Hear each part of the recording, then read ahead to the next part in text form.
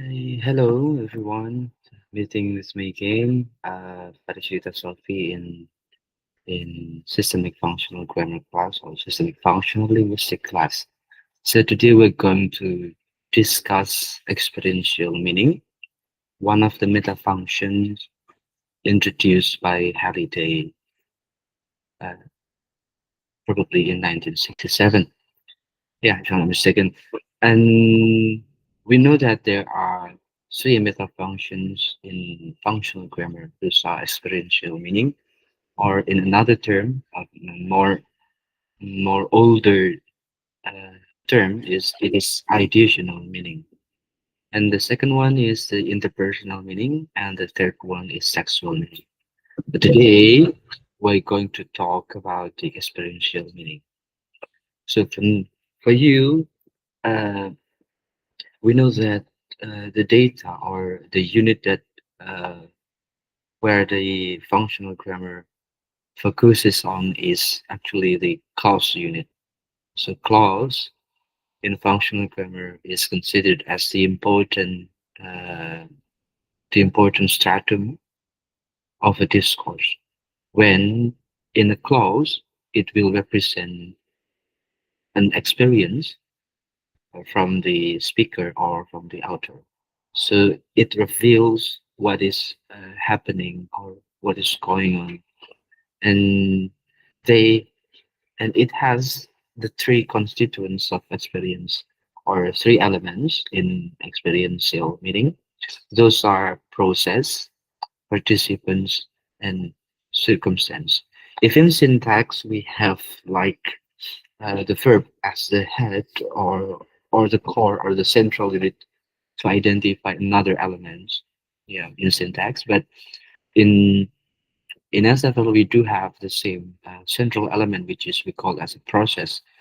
So identifying the meaning, especially the experiential meaning in through the functional grammar means that you have to identify what kind of process uh, is taking place at that clause.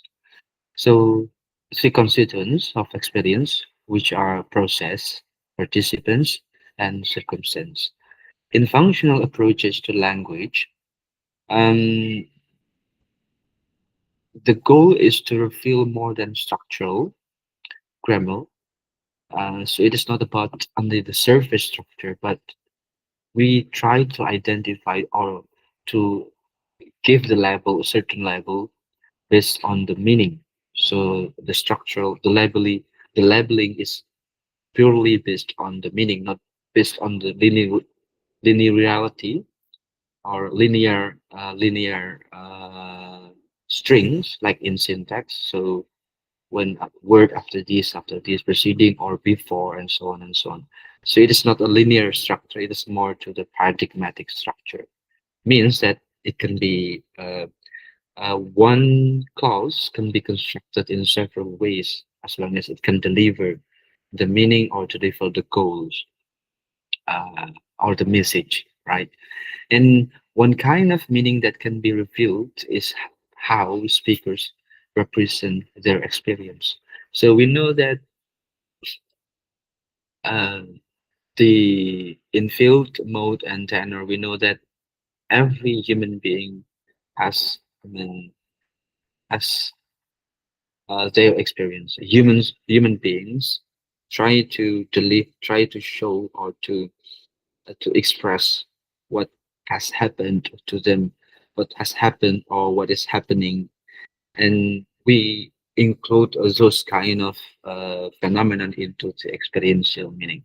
So it is more to the how do we express our experience by using language, yeah, as our main medium of communication. So in the experiential meaning, it is about the grammar of process and participants. So for first of all, the transitivity has special meaning in systemic functional linguistics or in functional grammar.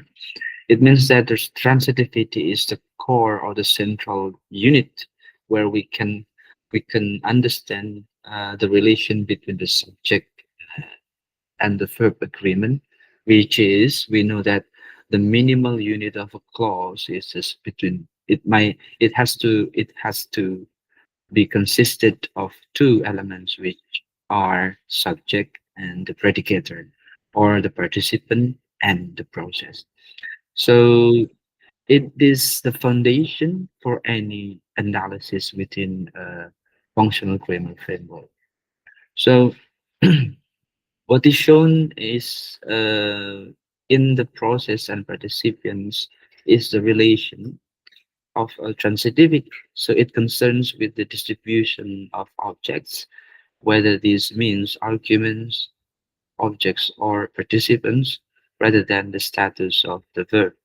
So here we know that participants can be uh, animate or inanimate object. It can be a real person, or it can be inanimate object, or it can be an abstract unit, which means it can be filled by the arguments.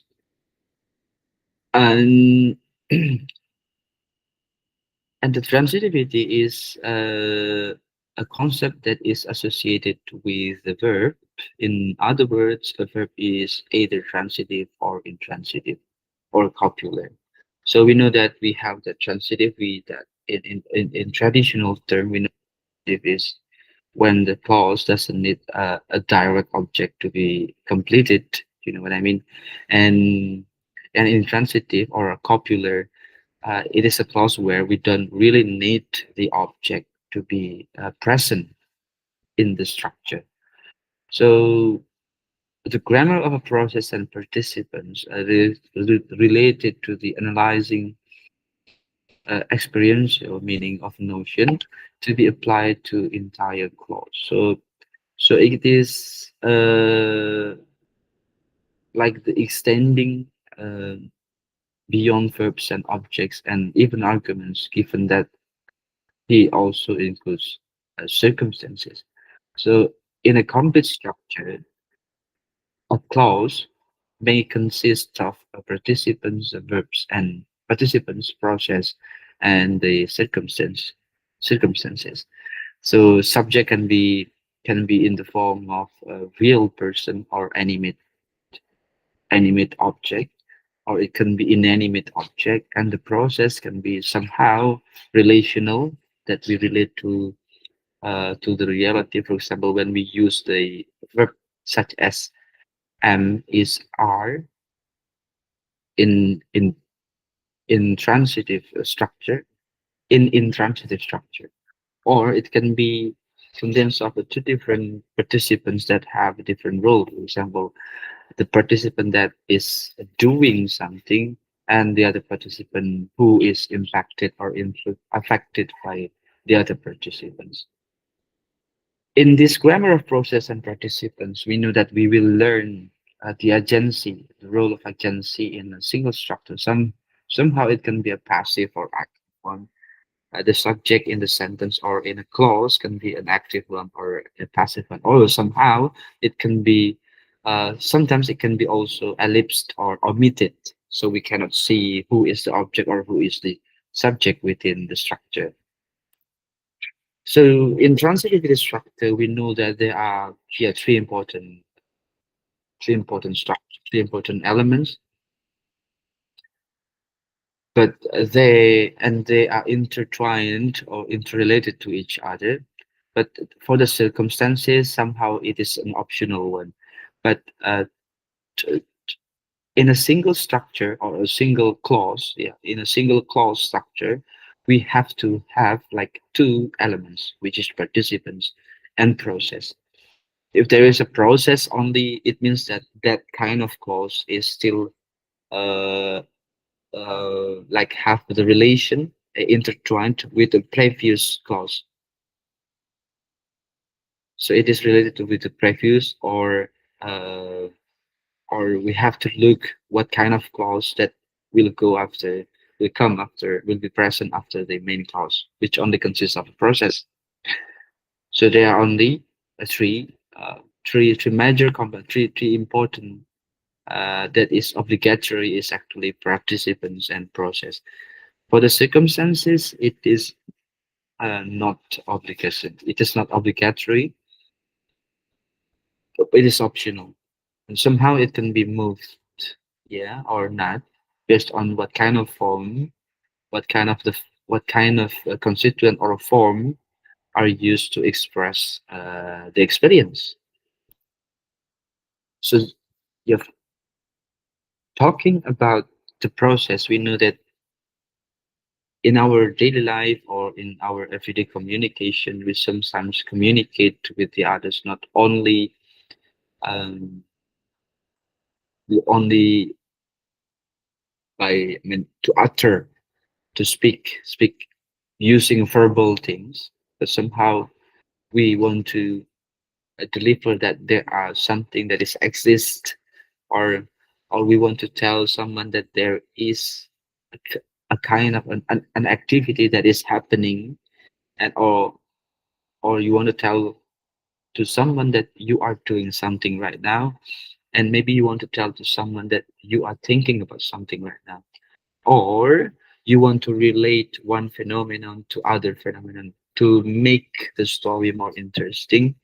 You know what I mean? So you need a relational process, and we know that somehow we have a physical process, but also included the mental process in that kind of action.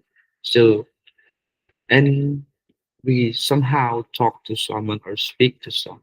So there's several types of process in functional grammar. The first one is existential process. The second is material process. The third is mental process. Fourth is relational process. Next is behavioral, the fifth one. And the sixth process is the verbal process. So we'll talk about this one by one. For the first one, uh, I'm sorry, yeah.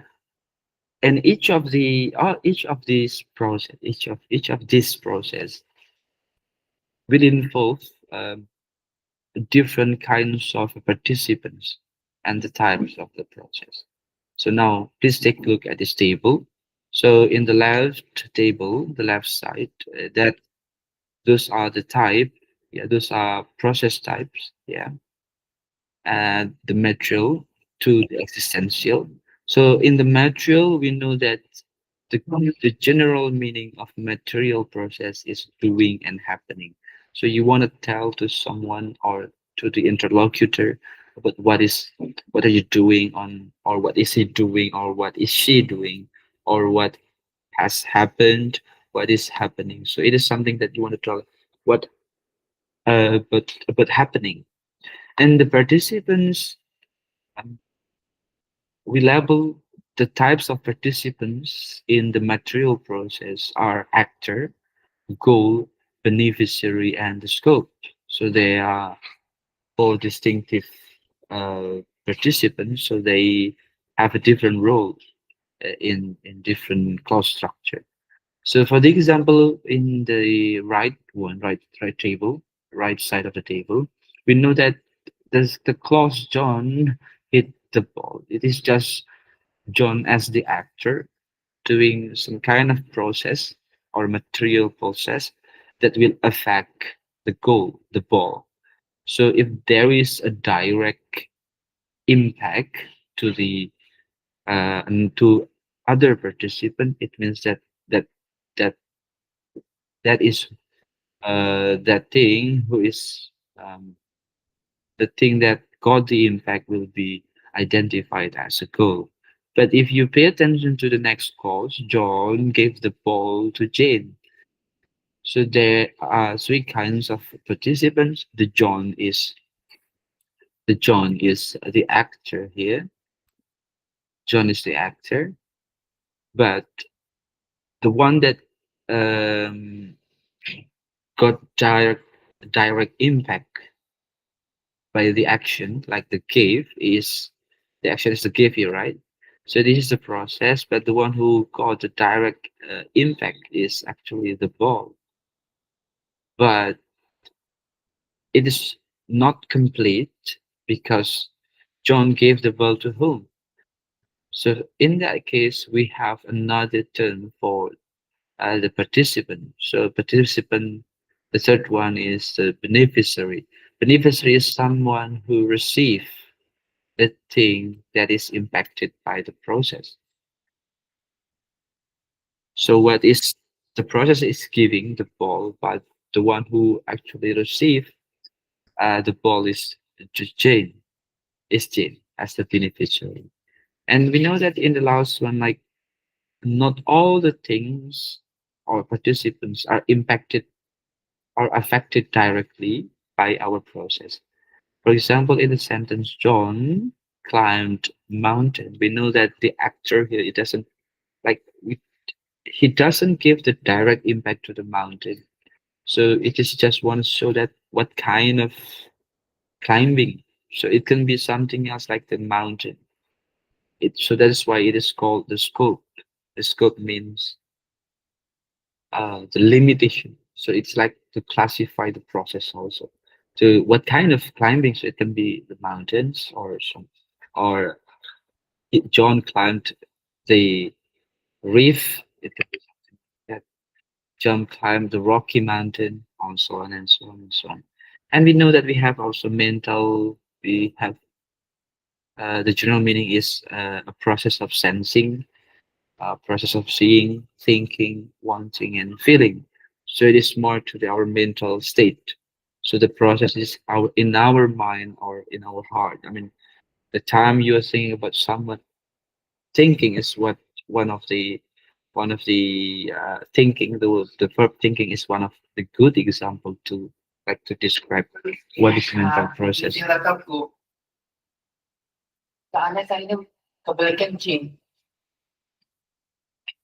So we have another participants. So like the term for the participants in mental process, they are sensor and phenomenon. And the good example is John likes Jane. So you know the construction. And the third one is the relational, the process of being. We will talk about later one by one. And attributive, attributing, carrier, attribute. Participants are carrier and attribute. The process is the meaning of the process is the process of attributing. So it is like to give the attribute to someone else or to the thing or to the participant. For example, John is nice. So the nice is the attribute given to the John. And the other one is identifying. Identifying means identifier identified. John identified is the lawyer identifier. And another process behavioral. Behavioral process like behavior. Yeah. John is loving. So in the state of loving, you know that there is a mental process happening in our mind that it just you think that it's funny, and then suddenly you start loving. The loving is the process that combine the mental the the material things. You need the physical and also the mental to get the loving process here. So and the verbal saying, it means that you just say something. The participants are sayer, receiver, and verbiage. And for example, in the sentence or in a clause, John told me a story. So that's the example. And the last one is existential or the process of existing or existent. There was a tree near the bench, so it just show us there some kind of reality that exists there, and you have to like to share that experience, the kind of experience. So okay, we'll talk about the material process after this. So material process, it is a process of doing. It needs a physical action. So there are two types of material process, which is a process of imagining, process of happening and process of doing. Happening is a material process which is characterized by the absence of goal, while doing is a material process which is characterized with the presence of goal. So participants in material processes involves actor like the doer, the someone who is doing the action, or someone who is doing the verb, and the goal. It is the participant who is affected or affected participants, and the other one is the beneficiary, which is the client or the recipient, someone who receives something from someone else, and the range or the scope. So these are the participants in material process. In material process, there are two different kinds of process. The first one is the process of doing, which is transitive, and the process of happening, which is intransitive. So, for example, in transitive, we know that John is cooking pizza, means that there is another participant who is directly affected by uh, the action. Like John is cooking the pizza, the one is cooked is the pizza. So there is a material process affecting. There is a material process affecting the pizza. And we know that the participant here is actor. John is the actor. Cooking is the process of material, first material, and the pizza is the goal. But in the other hand, the different clause, if we get rid of the pizza, the process will be different. So the process is still material process, but it is the process of happening. John is cooking. So in this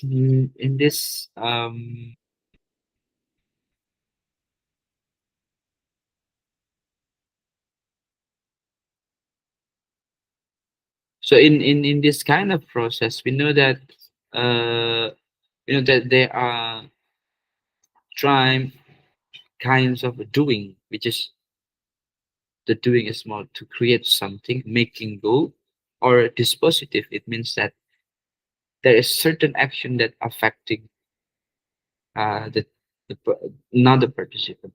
For example, if I throw the stone to you. I is the participant. The stone is uh I kick the ball. I kick the ball means that I here is the actor, kick is the process, and the ball is the dispositive participant or dispositive goal. I mean, the process there is that we know that there is a dispositive or affective goal in that class. It is different from the process of creating, and in happening, we just only we have that actor on process. You don't really need the goal. And how do if that is in active voice, how what do you think about the material process in passive? So in passive, we have the pizza is cooked by John, but the position of the actor is shifted. It is no longer in initial position. It is in the final position because we know even though we move the sentence or we rearrange the sentence or try to uh, transposition John and the pizza, the role is still the same. John is the actor who is doing the cooking, and the pizza is still the goal, even though it is the creative process, the process of creating. But in the other hand, we have another uh, passive structure then where you don't have to mention who is the actor, and it is still considered as a standard or a standard English in passive construction. For example, the pizza is being cooked.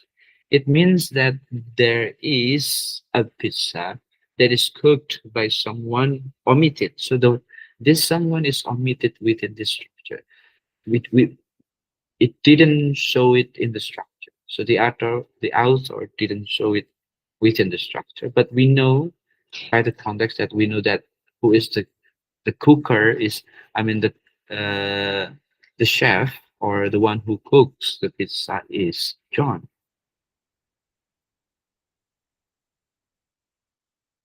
Okay. Now we move to the another types of construction, the material process with dispositives, recipients like give, hand, throw, and deliver. John sent Mac a table. So we know that John is the actor, send is the process, Mac is the recipient. We know previously that we have this kind of this one, the recipient. In material, we have the recipient.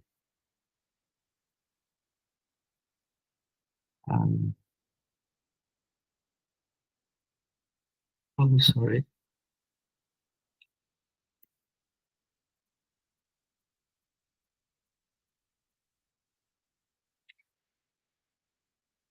So John sent Mac a table. This the one who is the one which is sent to the one what the thing that is sent to Mac is a table. So we know that what is affected directly by the process is actually the table. Is like you have to move the table to Mac, but the one who receive the goal is the Mac, not the table.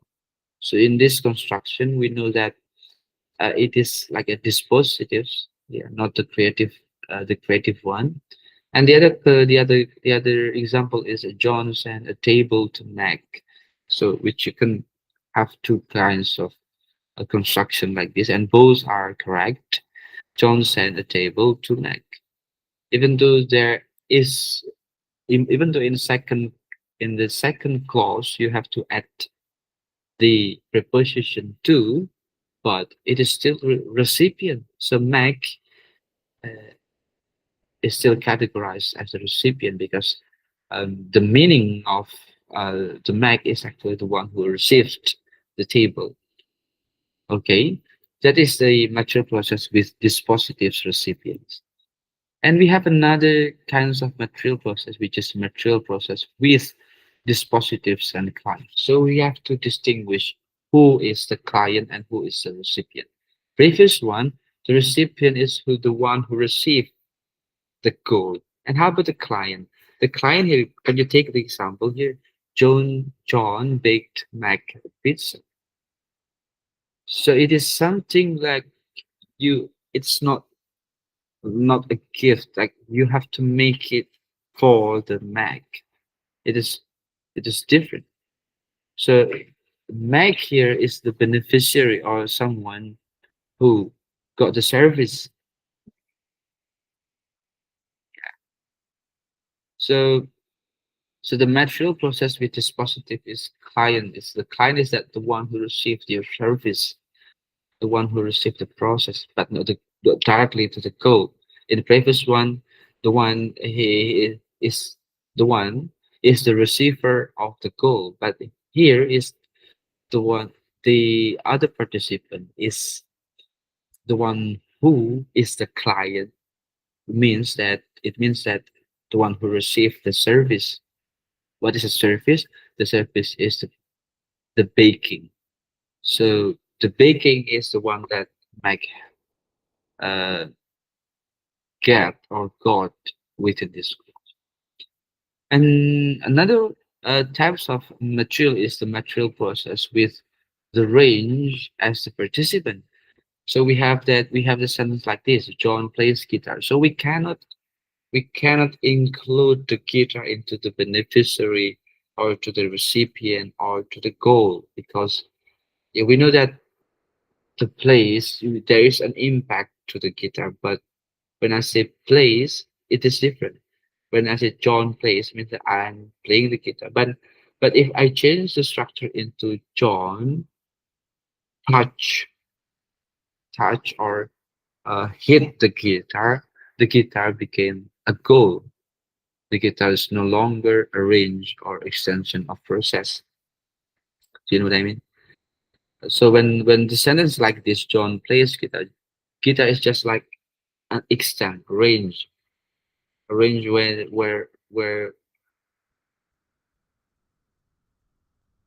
you have to identify what kind of process is it.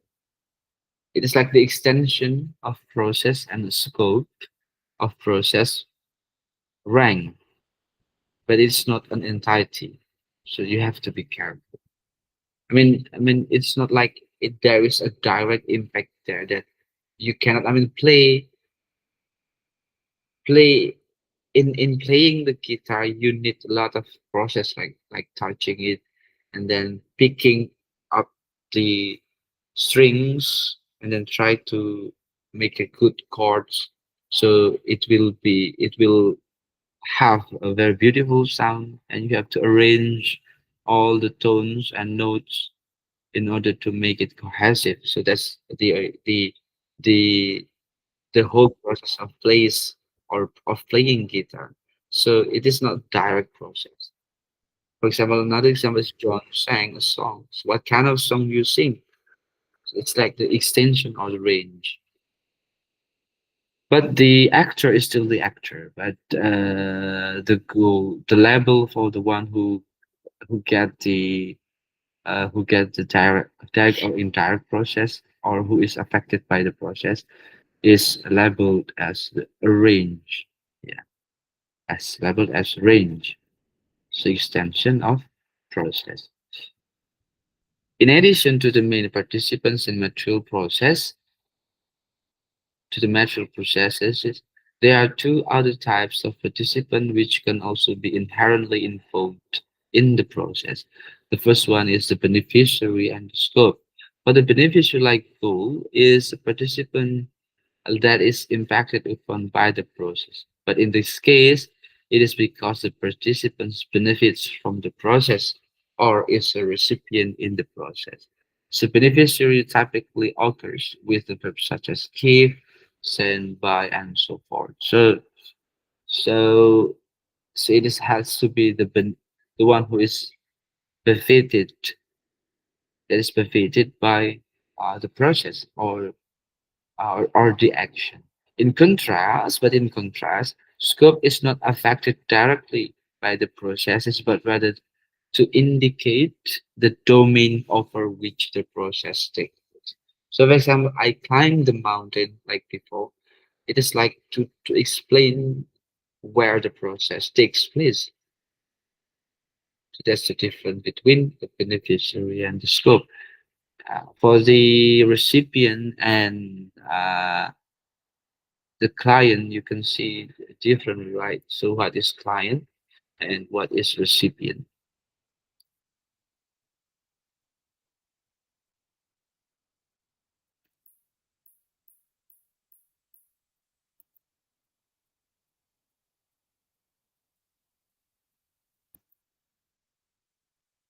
So for example, we have this two examples. Sorry, yeah, two examples. The first one is he cleaned your violin, and the second one is he played your violin. So there are two very different process. In the first course, we know that he cleaned your violin. It means that someone else become the recipient, and especially it might be the the client. The client is you, or it is omitted. He cleaned your violin. So the violin is being cleaned as a matter of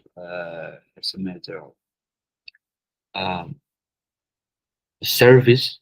So it is befitted the one who owns the violin.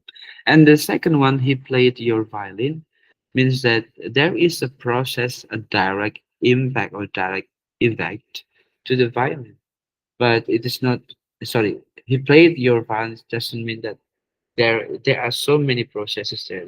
Yeah, like when you play the guitar, you have to touch it and you have um, to hold the notes and bind those notes with other notes so it can be cohesively played, something like that. And it means that the play is not a material process but more to what is that, so to the scope.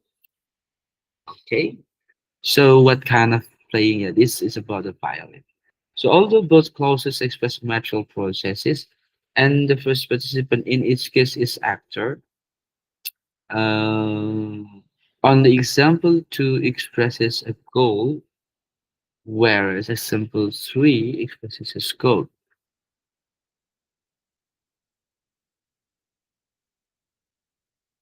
Yeah. So he cleaned the violin. So it is like a direct process. Yeah.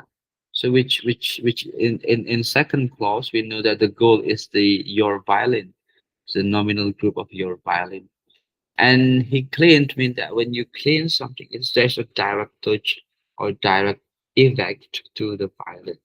Something that is dirty and become clean.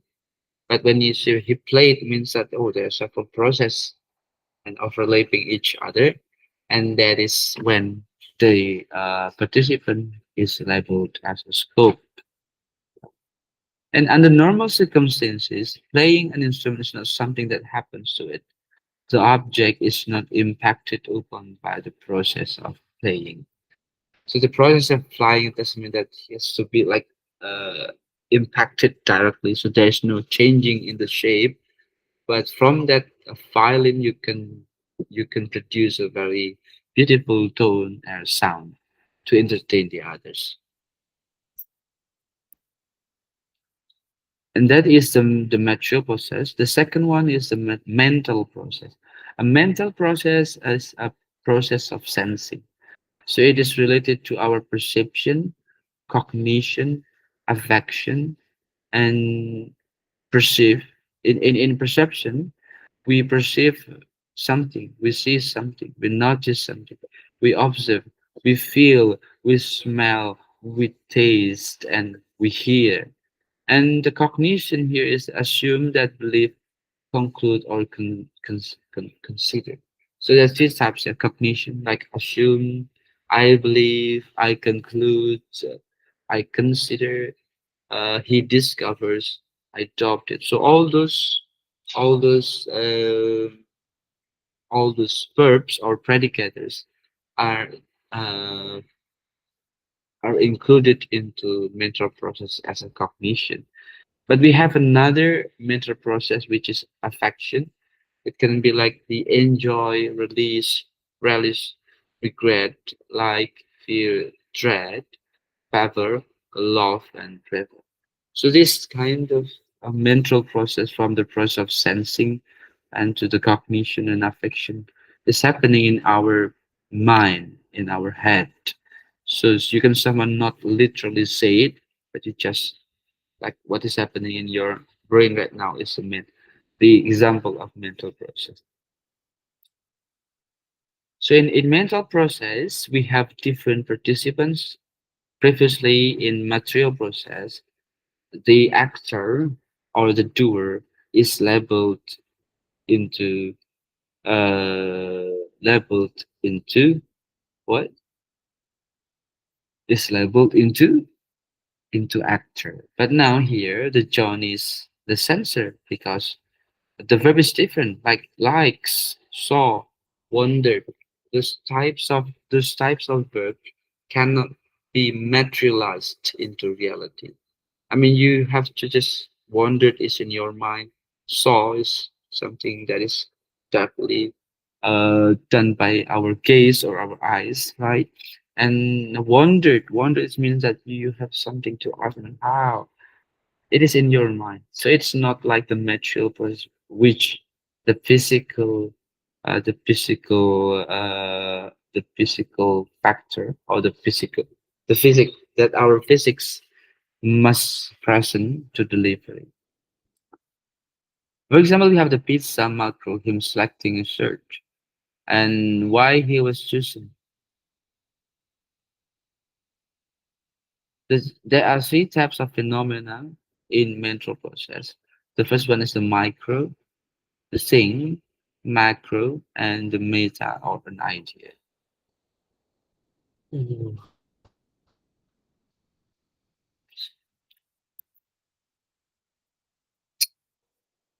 So those are two types of process. You have to remember that in mental process is a process when you involve your state of mind to do that process, like likes, so love, I miss you, or any yeah, any more mental lexicon there. And what we sense is labeled as phenomena. For example, John likes pizza. John saw him selecting a shirt, and John wondered why he was choosing the meta. So the three types of likes the pizza is not the macro, it's micro. Yeah, it's micro. John likes the pizza. It's like the real thing there. But when I say John saw him selecting a shirt, it's like the process that the process of selecting a set that became the phenomenon of uh, the process. And John wondered why he was chosen. It is like you are questioning the idea. You are thinking about the idea. So John wondered why he was chosen. Yeah. Why he was chosen is another single unit that is called as phenomena. So by looking at to these two kinds of structure, we know that the phenomenon not only in the form of a noun or nominal, but it can be maybe a very a dependent clause. So him selecting a shirt or why he was chosen, some kind like this, or more to the maybe we can add also the preposition somehow that we'll talk about later. So those are the topic for today, the ideational or experiential meaning, the first one, and the second one is the mental process. Is the second meta function. The second types of process in a in experiential meaning. Remember, we have what are they? What are those? The first one is the material process, and the second one is what? The second was is the mental process, in which this kind of process will involve our brain or our mind to do the process. So it doesn't need a physical movement or physical process. So it is purely a mental or cognitive process. Okay, so that's all for today, guys, for these two topics. So I hope you enjoy lecturing. And for the next weeks, we will continue. I mean, we'll talk these types of processes more deeper, and we'll continue to the next process, which is a verbal process, and then the behavioral process, relational process, and the last one, existential process. So, in sum, we have this kind of representation of experience.